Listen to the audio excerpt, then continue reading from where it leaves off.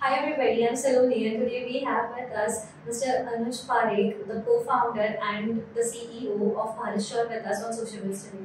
Hi Anuj, how are you doing? I'm doing well. Pleasure to be on the show. So let's start with a small background about yourself and introduction of Bharatsure. Sure. So I'm Anuj Parekh. I'm the co-founder and CEO at Bharatsure and Healthy Shore together. And in terms of background, I've been a chartered accountant and completed my MBA schooling from IIM Bangalore.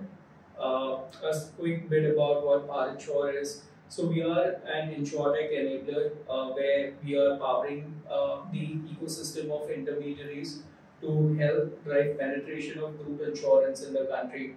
So you're a full stack insurance enabler for brokers, agents, banks, and B2B techs, through which they can leverage our complete suite of infrastructure solutions comprising technology, servicing, and product access support to distribute group insurance to as small as 2 member-sized SMEs to as large as 10,000 sized organizations.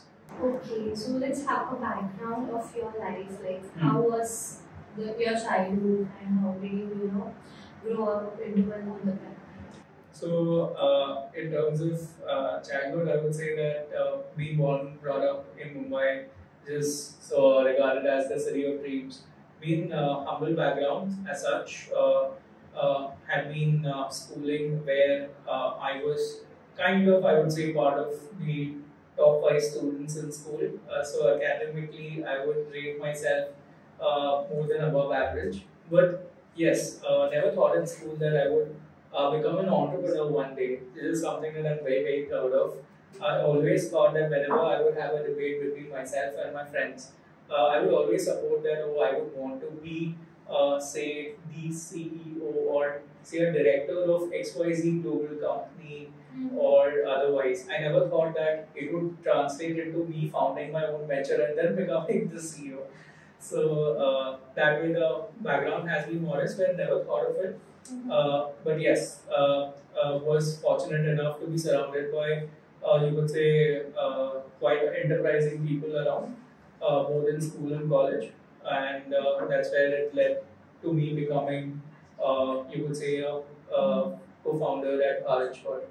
Okay, so like, was your family very supportive regarding this? So I would say that my parents, so my mother is a homemaker, my father, he has been an LIC agent in his one of his previous careers, and then he was into the business of largely advising people onto investments and being an investment planner himself. And he has also had some set of businesses through his friends and family, of which he has been a part. And I would say that at the moment when I had decided that I want to take this plunge into entrepreneurship, my family was more than supportive because they felt that having come so far, and if I feel that okay, this is the time when I would want to make a switch from an employment to say an entrepreneurial journey, they felt that I may have done those calculations right.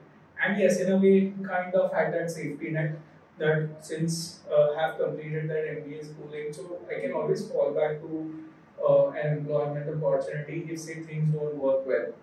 But I didn't want to miss out not doing this. That was the real drive that when COVID pandemic happened, I realized that insurance as a sector, which people don't find it sexy from outside, but from inside it is very, very interesting. There are a lot of gaps in this space. Unfortunately, in India, we have less than 10% insurance penetration. If you exclude the government-sponsored Ayushman Bharat. So when the COVID pandemic happened, it was very visible to everyone that how uninsured or underinsured as a country are we, and how people should take their health security needs responsibly, and realize that the best way to drive this would be organizations covering their employees versus individuals buying insurance for themselves, because globally that's been the trend. Okay, so what inspired Bharatsure? Like, Hmm. was there any incident So let me tell you a backstory of how Bharatsure even took birth. So it started out as Healthy Shore post the pandemic in April 2021, where we were on a mission where how do we make insurance affordable and accessible to SMEs, make sure that there is a plain vanilla insurance coverage that every Indian should be able to access. And that's where we started out to solve this problem. We realized that the traditional market or the current status quo of the market is that uh, the traditional brokers serve the large organizations, but there is nobody serving the SME space, which is employing 90% of the workforce population that we have in the country today. So we wanted to address this specific gap, and we started out as an insurance intermediary licensed by RBI, through which we aggregated 20 plus insurers, signed up more than 400 plus companies, and we did exceptionally well to be today ranked as India's most loved group benefits platform as Healthy Shore. But as we know that surviving solved the problem of how to you buy an insurance as an SME, but the bigger part of the puzzle is how to outreach to those millions and I would say rather 100 million SMEs that exist in the country today. So we realized that we cannot drive this alone. We need to rather encompass the wider ecosystem within this larger umbrella as Bharatsure and take a step back and become an enabler of insurance rather than direct distributor of insurance. So that's where Bharatsure took birth on August 15, 2023, on the 76th Independence Day of the nation, and we are on a mission to help the country achieve 100% insurance penetration. Even the government has announced that they want to achieve this target by 2047. So we do have like 24 years ahead of us, but we want to be at the forefront powering the market. Okay, so what kind of marketing strategies did you use to grow this? So Healthy Shore, I would say what kind of strategies we use first, and then I'll talk about Bharatsure. So as Healthy Shore, what we did smartly is we first tapped to our immediate network. So insurance is a subject matter of trust and relations. So how we went about doing this is we kept releasing certain information bites on social media handles, which would educate people on insurance and healthcare. And we kept announcing quite frequently that we are looking to solve the problem of insurance for SMEs. And that's where people in our immediate close circles, they started recognizing us that okay, this is a go-to form if I need insurance for a team size of say 10 members or say 15 members.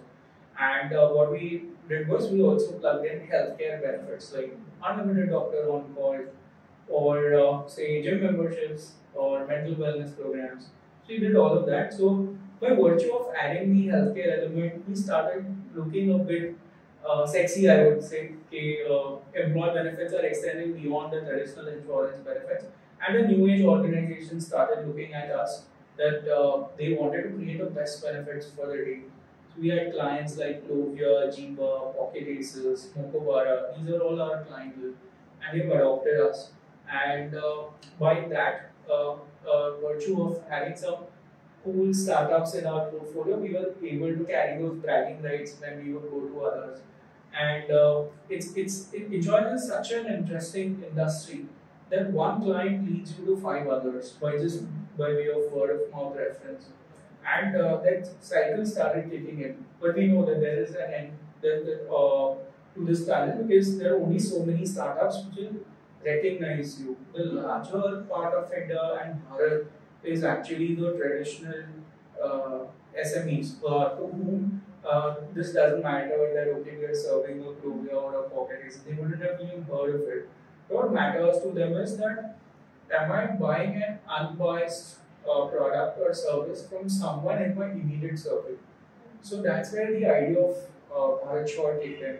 So Bharatsure is that indirect channel acquisition for us, where you're powering an agent, you're powering a bank and its relationship managers, powering an SME tech company who's doing lending activities to a company, where they are being our gate points to you could say, position insurance and healthcare benefits under their own banner if they have a corporate identity, or if they don't, they can use the identity of Healthy Shore to position themselves.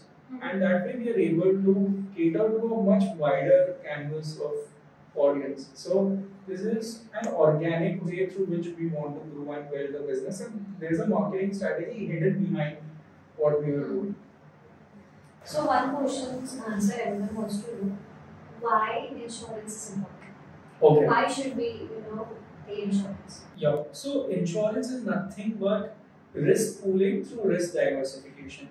Like many people pay a small amount of money to cover for a risk of few people within a year. So say today if 100 people are paying premium, maybe only 5 will meet with a hospitalization event this year. And you are not immediately creating a dent into their pockets.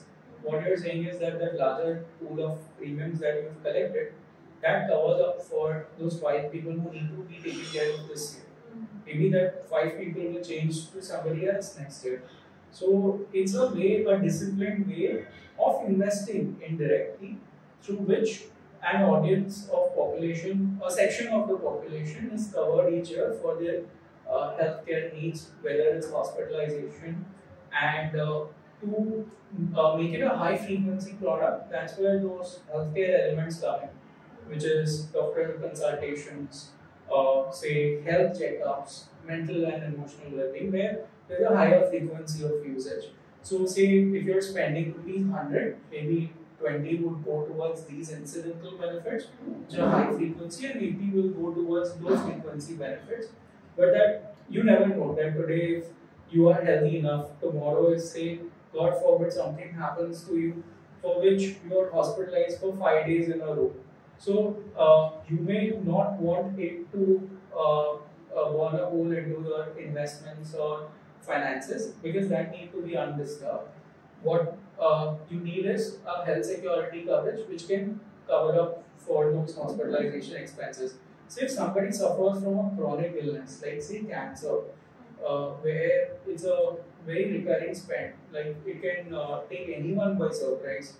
Like on an annual basis, you may be ending up paying say 10 to 20 lakhs for say if you were to thoroughly get recovered, or even if you are at the late stage of cancer and there are some high degree of spends to just try and experiment with treatment. So there you still would need that security where you can undertake those treatments. Unfortunately, whether or not we like it or not, you could say hospitalization needs are not free for all in the country. We are a type of nation where only the lower income groups, not lower income, below poverty line groups, will be covered by government sponsored, you could say, Ayushman Bharat insurance scheme, but the low income, middle income, and high income population need to cover it for themselves. So we have heard a lot of scams are happening in the name of insurance. So how Bharatsure, prevents all those scams? So I would say that it's on the other end that insurance may. Let's start with like what kind of scams happen. Okay. Insurance-based scams. Okay. So yes, with any industry which is into finance, money exchange, like money coming in, going out, there are bound to be frauds or scams, right? In insurance, there are largely 2 types of, I would say, scams is a harsher word, but yes, one being that there is an element of mis-selling that happens, that people end up mis-selling an insurance product just in view of getting a client and customer on board by not completely disclosing the terms and conditions attached. For us at Bharatsure and Healthy Shore together, this is very beautifully solved as there being no terms and conditions towards pre-existing health condition waiting period or specific disease waiting period or XYZ covered subject to medical health assessment. No. Group insurance covers everyone, you could say, without any discrimination of their age, health, profile, and no waiting periods attached. Everything's covered from day one. So there's 99% claim settlement ratio in group insurance. So that way, the element of mis-selling is heavily utilized in our segment of insurance that we deal with. And second is, I would say the other set of frauds happen on the user side, where insurance company has given you a policy, but people end up submitting fraudulent bills to the insurance company and try to get that reimbursed, or they undertake fraudulent hospitalizations where insurance companies made to pay for it. So I would say with 100 people making claims, there is an average 2% fraud risk element that's involved, and there are checks and balances in the you could say the claim settlement value chain through which at least 90% of those cases are identified. But that entire hue and cry that people have that they don't get their claims in time, or they don't get those cashless authorizations in time is primarily for this reason, because there's 2% of claims actually being fraudulently submitted, for which there has to be checks and balances so that our money pool doesn't get eroded. So as I said, 100 people are contributing, right? You would want that corpus to go only to those who need it, and not that somebody making money out of it.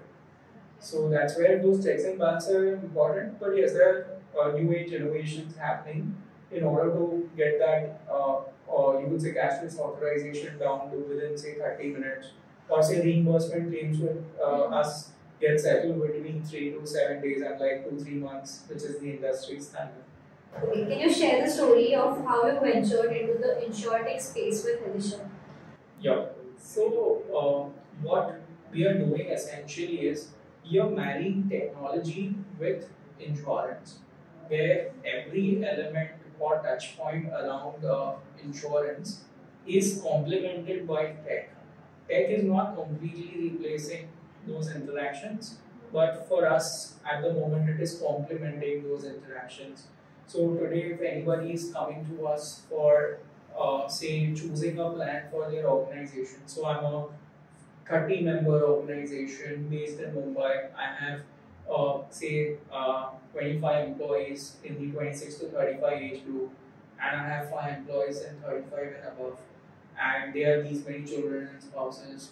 So which plan suits me the best?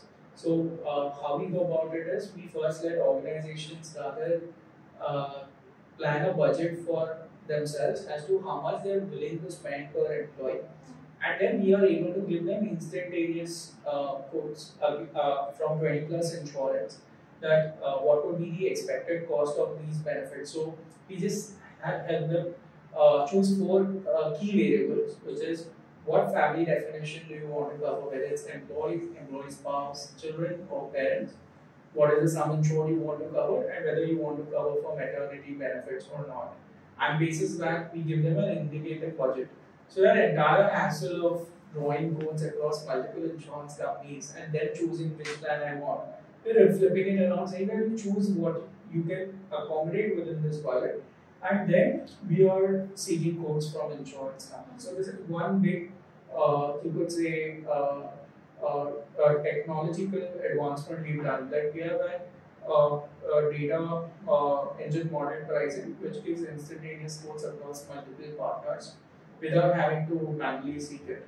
Second is that the entire journey where employees are made to be aware of what their insurance benefits are, that is driven through a centralized dashboard through which every employee gets a personalized email or personalized WhatsApp of what their insurance benefits are. These are on the go enabled with an e-card through which they can go to any network hospital and redeem their cashless treatment, to an HR who can seamlessly manage their employees through a dashboard with HR/MS integrations where they can add delete employees on the go, and to claim settlement process where everything is digitized. You don't need to file a single hard copy of any document. Just scan and upload the docs. Our engines are smart enough to identify that whether it's a discharge summary or whether it's a medicine bill or whether it's a treatment bill, and it will auto segregate the document. And we will file the claim with the insurance company and give real time tracking update to our users on what is the status of their claim, so they don't even need to follow up with us. So very proactive approach, and this is what we are now enabling with Bharatsure for the entire ecosystem, where this entire experience is white labeled for their clients, where it's their brand logo, brand communication, which is made visible and not of health insurance. The partner branding that's visible. So it's an infrastructure approach to solving the same problem. Okay. So, a McKinsey report highlights that embedded insurance could potentially generate over $292 billion in life insurance premiums. So, how do you perceive India's readiness to harness this opportunity? So I would say that embedded insurance is a very unique way of solving the insurance gap in the country. So, for example, say today you are booking a ride on an Ola app. You have an option to subscribe to a ride insurance within Ola. You don't need to go and buy insurance independently from outside. So this is a classic way of how insurance can be integrated into the product journey for a specific use case for a limited amount of time. What we are doing is we are adopting this approach for the gig economy. For example, today if say Uber and Ola deploy say about 25 to 30,000 drivers in just say a city alone, to say looking at the likes of Zepto, for example, or say any delivery-based platform like Swiggy, Zomato, where they would have people who are working with them on a contractual basis. What we are doing is we are covering them on a day basis coverage. So for every day that they are active with the platform, because today they are working with platform X, tomorrow they may switch to platform Y. So for every day that they are working with that platform, they are covered for T plus 5 days of coverage. So on that day plus next 5 days, they are covered with an insurance program. So that is sachetization of insurance. That will break it down into meaningful programs, which say the platform could sponsor in order to enhance their stickiness for their partners. Or alternative way to look at it is, say tomorrow, if there is a wealth management app on which you are already managing your investments, can you also buy a recommended insurance program from that same platform? So for them, insurance is not even a core product, but it is an adjacent product for them to purchase. Or say an alumni association which has a natural group of alums who value each other's recommendations. Can you curate something which is exclusive to that community? So this is also regarded as affinity programs under the parlance of insurance, which is either embedding in the user journey or also say creating exclusive programs for specific groups, which is a community in itself. So we are designing and innovating very personalized set of programs here, and we are very much ahead of the curve in terms of driving these programs with our partners as Bharatsure. Okay. Could you tell us more about your partner Salil and this partnership? So Salil is my co-founder at Bharatsure, and he comes from a very good experience into product and tech, and we've been friends for over 15 years. So the day when I started Healthy Short, it just took me a phone call to ring up Sanil and ask him whether he would be willing to come on board. I told him that the stage is set, we've done some basic research, we have some good set of investors backing us up, and but yes, we would want someone to, you could say, share that lore and experience of co-leading a team. Because leading a company all by yourself is fundamentally very difficult. You need a sounding board with whom you can discuss, share problems honestly, and that is where Sanil played that crucial role of coming on board as a co-founder right at inception. And while I'm looking at the business side of things at Healthy Short, he's more so looking at the product and tech side of things. And it's a beautiful way of us complementing each other. And since we know each other since 15 years and have been friends, so there's a high degree of trust. So that's what matters really when you are starting a venture. That trust is something which is non-negotiable, and everything else comes secondary. So, are there any new things that you are planning with Bharatsure? So we've been driving a lot of product innovations internally. So one of our classic product offering is that if any employer is covering their employees with a baseline insurance coverage, those employees don't need to independently look at buying an insurance coverage from outside. What they can do is they can upgrade that very own cover by incrementally paying a nominal cost. Say, for example, if your employer has given you 5 lakh insurance coverage, you can top it up with a 30 lakh coverage by just paying, say, 1 to 2,000 rupees extra. And you can continue this coverage even post you leave the organization. So you're not restricted to that coverage when you are in that specific organization. So it's something where this tags along for the rest of your life, and you can convert that top up into a base plan as and when you become self-employed. So this is an industry first offering that we launched, and it has been widely accoladed by the industry. And similarly, lot many other things happening in the background. So what we've also done is the members of our platform, they can voluntarily subscribe to our health and wellness benefits.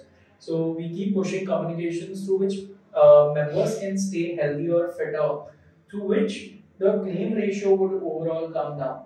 So insurance companies are more than happy to give an affordable coverage as far as the claims ratios are under control. So we are promoting health and wellness amongst our member community by enabling them to buy, say, a health checkup, or say, by practicing mental and emotional well-being programs, or say, buying, say, gym membership programs powered by Cult. So we are promoting these programs through which the employee community can stay healthier and fitter, and also helping them with doctor consultations in time. Say tomorrow you don't need that situation to aggravate to a point that you need to get hospitalization. So can we actually help them with a primary care remedy right in time? So that doctor should be available 24/7. So we have an unlimited doctor teleconsultations program. You can call the doctor anytime during the day, and within 30 minutes, the doctor will respond back to your query, and that will be over a video call or a phone call. So this is something that we're doing, and with time, we are also going to aggregate medical health records with the government-led initiative of National Digital Health Mission, so that your medical history is secure at one place. With your consent, you can exchange with, say, the medical practitioner so that they can consult you more effectively. Okay. So, what are your learnings as an entrepreneur? So I'd say the learnings are many, but one thing that has struck me very firmly is what Naval Ravikant, who is one of the most, you could say, respected angel investors globally, has said. He said that no matter what you do, whether it's in business, life, or relations, there is always a compounding effect involved. So you need to be patient with what you are building, starting, and you need to keep working on it every day to a point where the compounding effect will take over it. So we don't want to grow 10 times in 1 year. What we would rather be okay with is let's grow 3x in year 1 and let's grow 3x in year 2. So 3 into 3 is anyway going to get you to 9 10x growth in 2 years. So you need to be patient with yourself. Time is the best medicine, and don't get bogged down with what happens on a daily basis. Just see on a monthly, quarterly, yearly basis. Just expand your time horizons, and you will see that okay, you are growing and moving in the right direction. So this is something that I really take as a strong learning, and my biggest learning has been that you need to have a very good team whenever you are starting out a business. That's very critical because things take time or take while to build or to show results. So you don't need people who you could say get bothered with what's happening. As I said, in terms of disruptions, you need people who are composed enough with some good direction, but they should look at you from long-term point of view. So we have team members like 75 members in the company today, and a good part of team members who've joined us at the time of inception, they are still with Bharatsure today. So we've had like hardly 3 to 5% attrition within the company because people have believed in that common goal and vision. Okay. So one piece of advice from your side to the future entrepreneurs. So I would say that future entrepreneurs get very much bogged down with ideation. So success of any business is 1% idea and 99% execution. So till until and unless you take that plunge and start it out yourself, you will not be able to prove what you are really thinking. Today, if you're planning charting something in your mind, things might be completely reversed, but you need to stick to that very problem statement you've defined. So I would just say that go out and execute if you really intend to build a venture, and if you don't build it, somebody else will do it. So that's all for today. Thank you for joining us and sharing so many insightful things with us. Thank you. Pleasure being on the show. We wish Thank you you. all the best for your future. Thank you so much.